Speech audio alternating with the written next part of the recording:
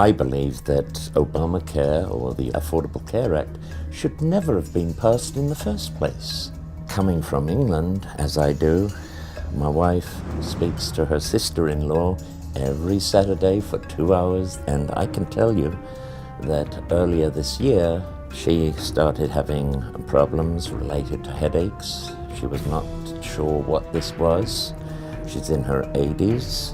She was beginning to get worried about this. She wanted a doctor's appointment. We're talking English healthcare.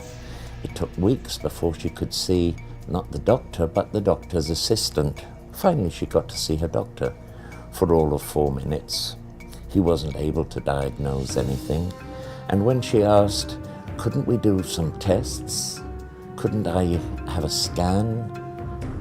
And he said that unfortunately this was not something he could authorize in her situation. She said, well, what about a blood test? She was told she'd already had 2 blood tests this year. She couldn't have another one at the moment. And this is typical of the English public health system, which is something I want to keep well away from. Personally, I couldn't live under it.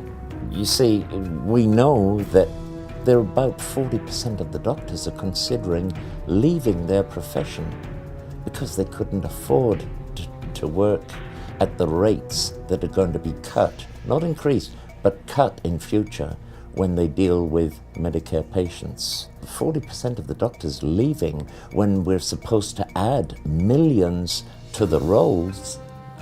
It's just inconceivable how anybody can tell us that we're going to improve the service. There are going to be long waiting lines. I dread to think what's going to happen.